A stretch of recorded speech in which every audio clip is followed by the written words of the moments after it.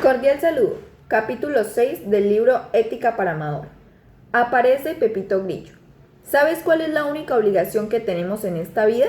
Pues no ser imbéciles. La palabra imbécil es más sustanciosa de lo que parece. No te vayas a creer. Viene del latín baculus, que significa bastón. El imbécil es el que necesita bastón para caminar. Que no se enfaden con nosotros los cojos ni los ancianitos. Porque el bastón al que nos referimos no es el que se usa muy legítimamente para ayudar a sostenerse y dar pasitos a un cuerpo quebrantado por algún accidente o por la edad.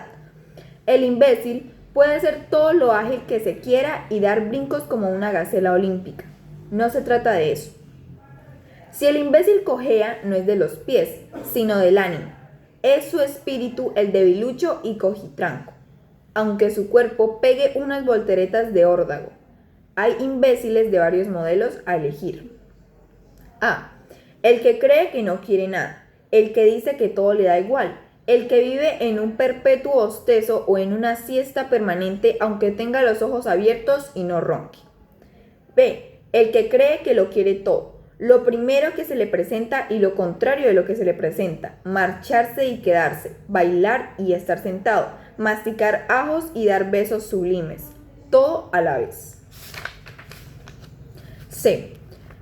El que no sabe lo que quiere ni se molesta en averiguarlo, limita los quereres de sus vecinos o les lleva la contraria porque sí. Todo lo que hace está dictado por la opinión mayoritaria de lo que lo rodea. Es conformista sin reflexión o rebelde sin causa. D. El que sabe qué quiere y sabe lo que quiere y, más o menos, sabe por qué lo quiere, pero lo quiere flojito, con miedo o con poca fuerza. A fin de cuentas, termina siempre haciendo lo que no quiere y dejando lo que quiere para mañana, a ver si entonces se encuentra más entonado. C. El que quiere con fuerza y ferocidad, en plan bárbaro, pero se ha engañado a sí mismo sobre lo que es la realidad.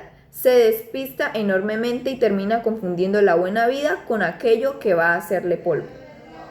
Todos estos tipos de imbecilidad necesitan bastón, es decir, necesitan apoyarse en cosas de fuera, ajenas, que no tienen nada que ver con la libertad y la reflexión propias. Siento decirte que los imbéciles suelen acabar bastante mal. Crea lo que crea la opinión vulgar. Cuando digo que acaban mal, no me refiero a que terminen en la cárcel o fulminados por un rayo.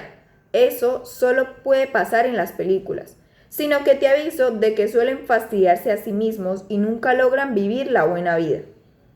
Esa que tanto nos apetece a ti y a mí. Y todavía siento más tener que informarte que síntomas de imbecilidad solemos tener casi todos. Vamos, por lo menos yo me las encuentro un día sí y otro también. Ojalá a ti también, ojalá a ti te vaya mejor en el invento. Conclusión, alerta, en guardia. La imbecilidad acecha y no perdona. Por favor, no vayas a confundir la imbecilidad de la que te hablo con lo que a menudo se llama ser imbécil. Es decir, ser tonto, saber pocas cosas, no entender la trigonometría o ser incapaz de aprenderse el subjuntivo del verbo francés aimer. Uno puede ser imbécil para las matemáticas, mea culpa, y no serlo para la moral, es decir, para la buena vida, y al revés. Los hay que son linces para los negocios y unos perfectos cretinos para cuestiones de ética. Seguro que el mundo está lleno de premios Nobel, listísimos en lo suyo, pero que van dando tropezones y bastonazos en la cuestión que aquí nos preocupa. Desde luego, para evitar la imbecilidad en cualquier campo es preciso prestar atención, como ya hemos dicho en el capítulo anterior, y esforzarse todo lo posible por aprender. En estos requisitos coinciden la física o la arqueología y la ética. Pero el negocio de vivir bien no es lo mismo que el de saber cuántos son 2 y 2. Saber cuántos son 2 y 2 es cosa preciosa, sin duda. Pero al imbécil moral no es esa sabiduría la que puede librarle del gran batacazo. Por cierto, ahora que lo pienso, ¿cuántos son 2 y 2? Lo contrario de ser moralmente imbécil es tener conciencia, pero la conciencia no es algo que le toque a uno en una tombola ni que nos caiga del cielo. Por supuesto, hay que reconocer que ciertas personas tienen desde pequeñas mejor oído ético y un buen gusto moral espontáneo, pero este oído y ese buen gusto pueden afirmarse y desarrollarse con la práctica, lo mismo que el oído musical y el buen gusto estético. Y si alguien carece en absoluto del semejante oído o buen gusto en cuestiones de vivir, pues chico, mal remedio le veo a su caso. Uno puede dar muchas razones estéticas basadas en la historia, la armonía de formas y colores, en lo que quieras, para justificar que un cuadro de Velázquez tiene mayor mérito artístico que un cromo de las tortugas ninjas. Pero si después de mucho hablar alguien dice que prefiere el crómito a las meninas, no sé cómo vamos a arreglárnosla para sacarle de su error. Del mismo modo, si alguien no ve malicia ninguna en matar a martillazos a un niño para robarle el chupete, me temo que nos quedamos roncos antes de lograr convencerlo. Bueno, admito que para lograr tener conciencia hacen falta algunas cualidades innatas, como para apreciar la música o disfrutar con el arte. Y supongo que también serán favorables ciertos requisitos sociales y económicos, pues a quien se ha visto desde la cuna privado de lo humanamente más necesario es difícil exigirle la misma facilidad para comprender lo de la buena vida que a los que tuvieron mejor suerte. Si nadie se trata como humano, no es raro que vayas a lo bestia, pero una vez concedido ese mínimo, creo que el resto depende de la atención y esfuerzo de cada cual. ¿En qué consiste esa conciencia que nos curará de la imbecilidad moral? Fundamentalmente en los siguientes rasgos. A. Saber que no todo da igual porque queremos realmente vivir y además vivir bien, humanamente bien. B. Estar dispuestos a fijarnos en si lo que hacemos corresponde a lo que de veras queremos o no. C. A base de práctica, ir desarrollando el buen gusto moral, de tal modo que haya ciertas cosas que nos repugne espontáneamente hacer. Por ejemplo, que le dé a uno asco. Mentir como nos da asco por lo general mear en la sopera de la que vamos a servirnos de inmediato. D. Renunciar a buscar coartadas que disimulen que somos libres y por tanto razonablemente responsables de las consecuencias de nuestros actos. Como verás, no invoco en estos rasgos descriptivos motivo diferente para preferir de lo de aquí a lo de allá. La conciencia a la imbecilidad, que tu propio provecho. ¿Por qué está mal lo que llamamos malo? Porque no le deja a uno vivir la buena vida que queremos. Resulta, pues, que hay que evitar el mal por una especie de egoísmo, ni más ni menos. Por lo general, la palabra egoísmo suele tener mala prensa. Se llama egoísta a quien solo piensa en sí mismo y no se preocupa por los demás, hasta el punto de fastidiarles tranquilamente si con ello obtiene algún beneficio. En este sentido, diríamos que el ciudadano Cane era un egoísta o también Calígula, aquel emperador romano capaz de cometer cualquier crimen para satisfacer el más simple de sus caprichos. Estos personajes y otros parecidos suelen ser considerados egoístas, incluso monstruosamente egoístas, y desde luego no se distinguen por lo exquisito de su conciencia ética ni por su desempeño en evitar el hacer el mal. De acuerdo, pero ¿son tan egoístas como parece estos llamados egoístas? ¿Quién es el verdadero egoísta? Es decir, ¿quién puede ser egoísta sin ser imbécil? La respuesta me parece obvia. El que quiere lo mejor para sí mismo. ¿Y qué es lo mejor? Pues eso que hemos llamado buena vida, ¿se dio una buena vida, Cani? Si hemos de creer lo que nos cuenta Orson Welles, no parece. Se empeñó en tratar a las personas como si fueran cosas y de este modo se quedó sin los regalos humanamente más apetecibles de la vida, como el cariño sincero de los otros o su amistad, sin cálculo. Y y Calígula, no digamos, vaya vida que se infligió el pobre chico. Los únicos sentimientos sinceros que consiguió despertar en su prójimo fueron el terror y el odio. Hay que ser imbécil, moralmente imbécil, para suponer que es mejor vivir rodeado de pánico y crueldad que entre amor y agradecimiento. Para concluir, al despistado de Calígula se lo cargaron sus propios guardias. Claro, menuda birria de egoísta estaba hecho si lo que quiso es darse la buena vida a base de fechorías.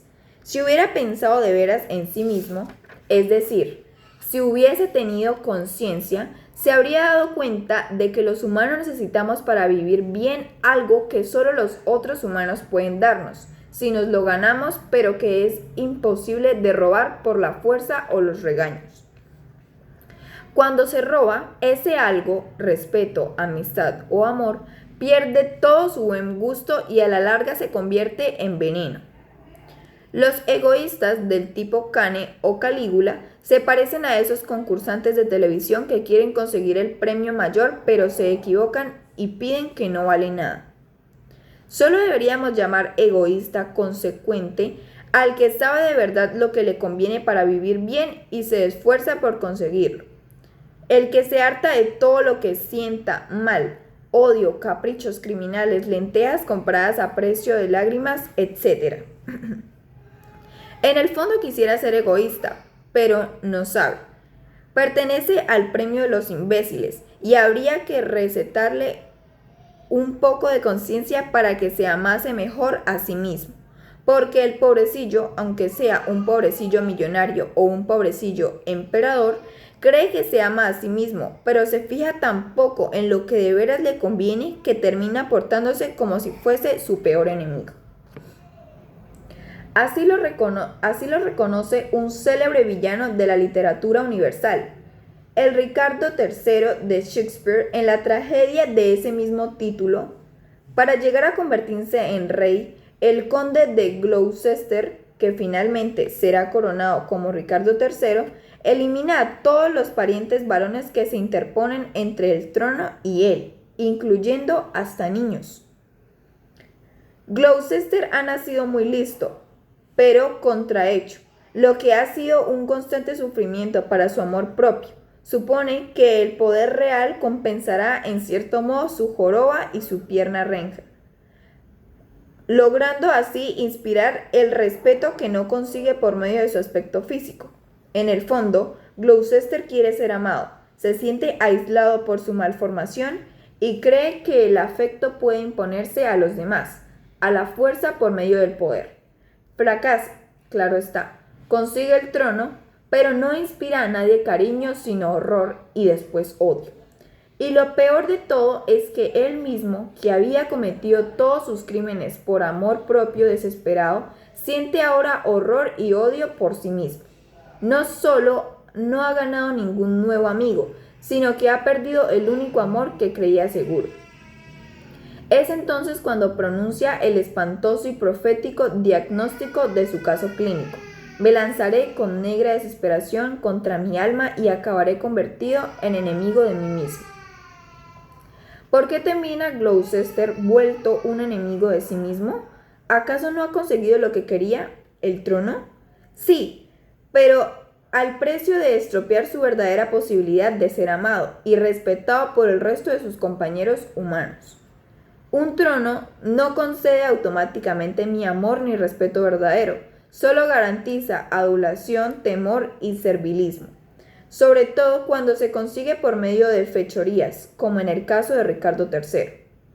En vez de compensar de algún modo su deformación física, Gloucester se deforma también por dentro. Ni de su joroba ni de su cojera tenía él la culpa, por lo que no había razón para avergonzarse de esas cualidades infortunadas. Los que se rieran de él o les despreciaran por ellas son quienes hubieran debido avergonzarse. Por fuera los demás le veían contrahecho, pero él por dentro podía haberse sabido inteligente, generoso y digno de afecto, si se hubiese amado de verdad a sí mismo.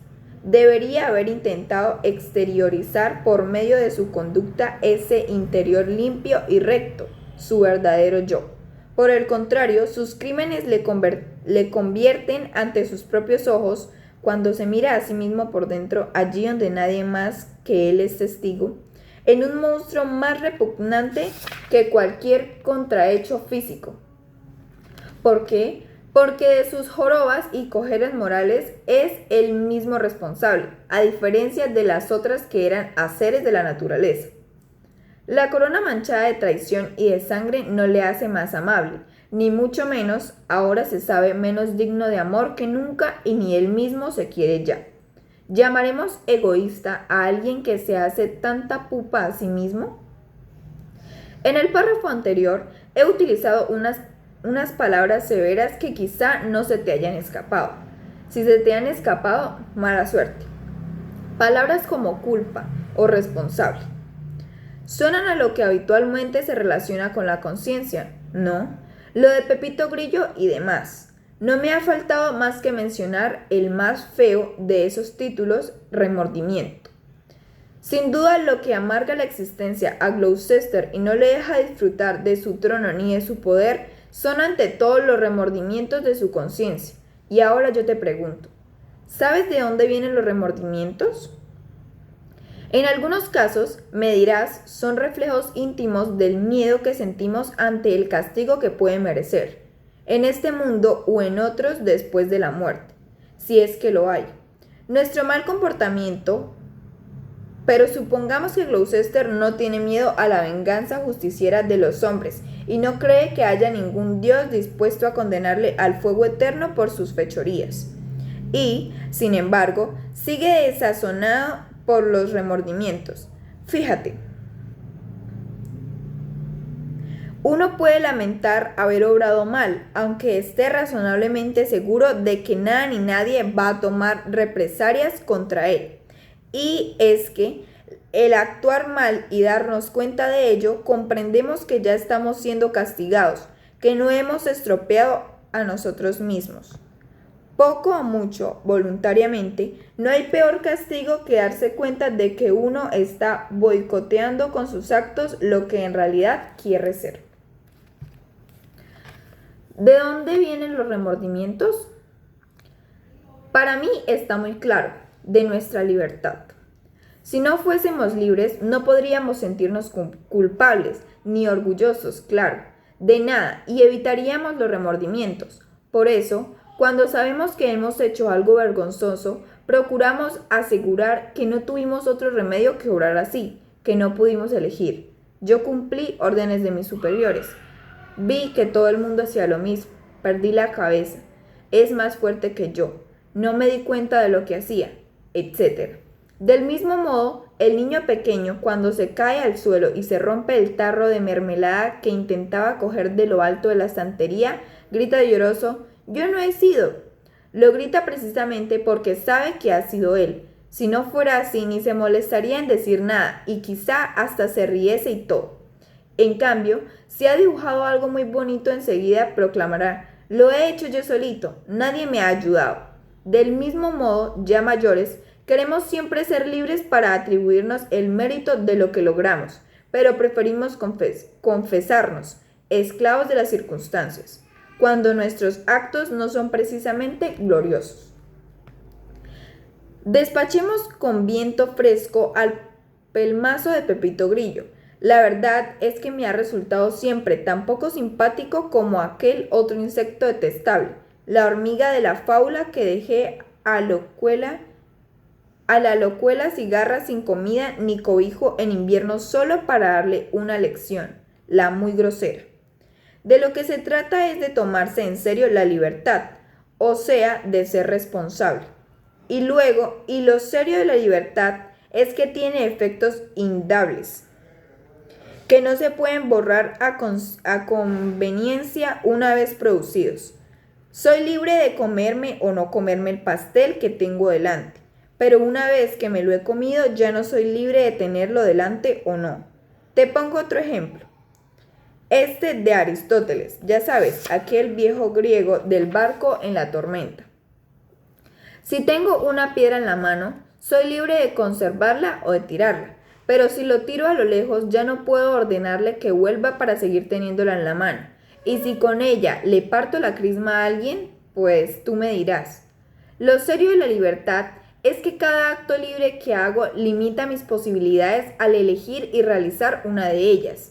Y no vale la trampa de esperar a ver si el resultado es bueno o malo antes de asumir si soy o no responsable.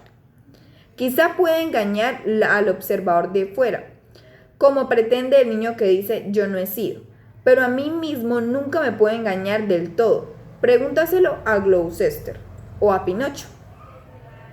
De modo que lo que llamamos remordimiento no es más que el descontento que sentimos con nosotros mismos cuando hemos empleado mal la libertad, es decir, cuando la hemos utilizado en contradicción con lo que de veras queremos como seres humanos. Y ser responsable es saberse auténticamente libre para bien y para mal, apechugar con las consecuencias de lo que hemos hecho, enmendar lo malo que pueda enmendarse y aprovechar al máximo lo bueno.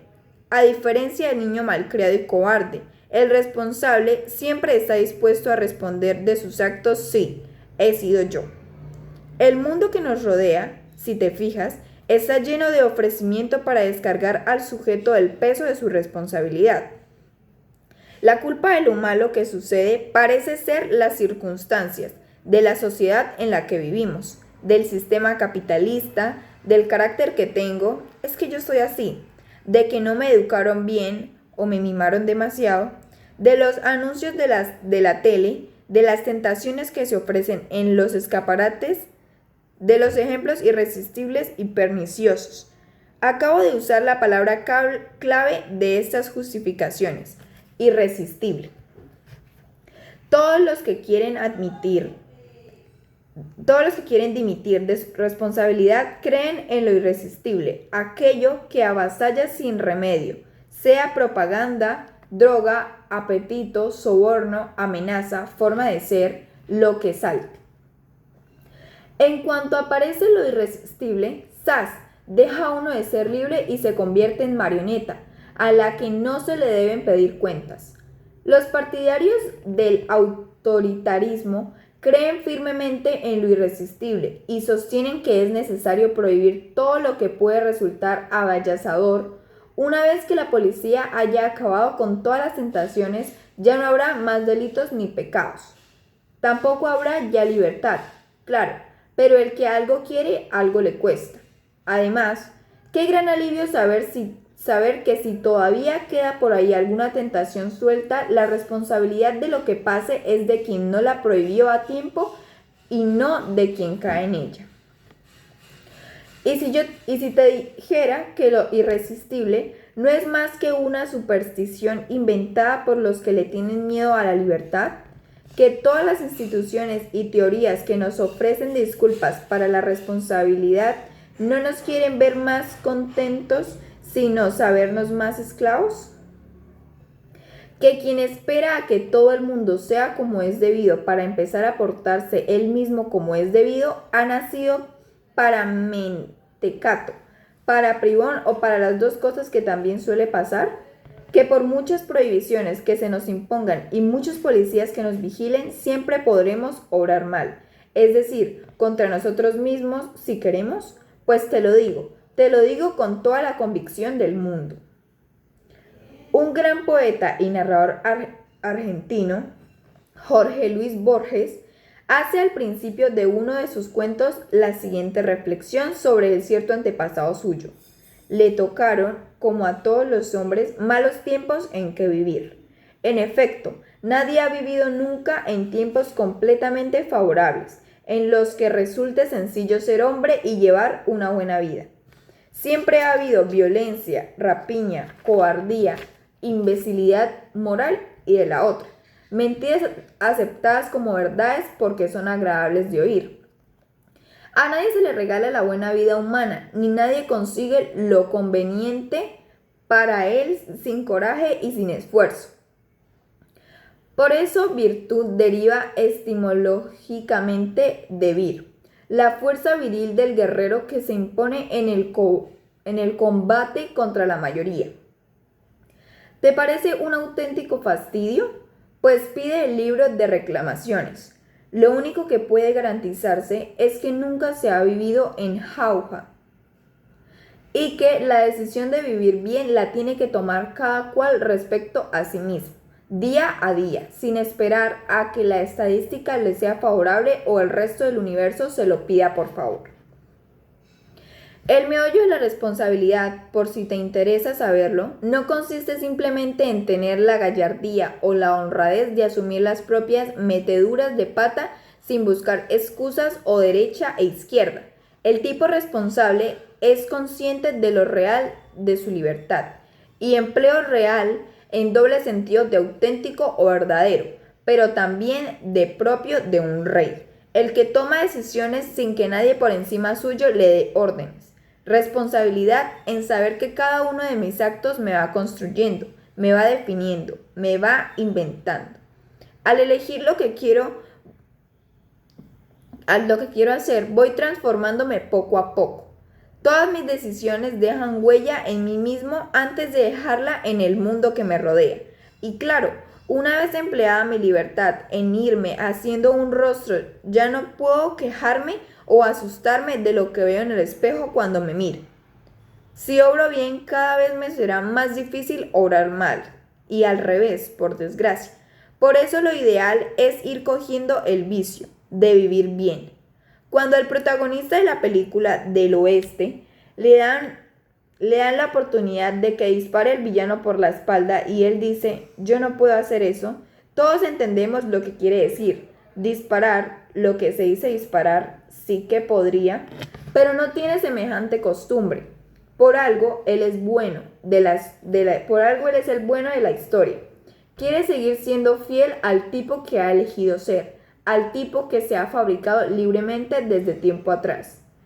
Perdona si este capítulo me ha salido demasiado largo, pero es que me he entusiasmado un poco y además tengo tantas cosas que decirte. Lo dejaremos aquí y cogeremos fuerzas, porque mañana me propongo hablarte de en qué más consiste eso de tratar a las personas como a personas, es decir, con realismo o si prefieres, con bondad.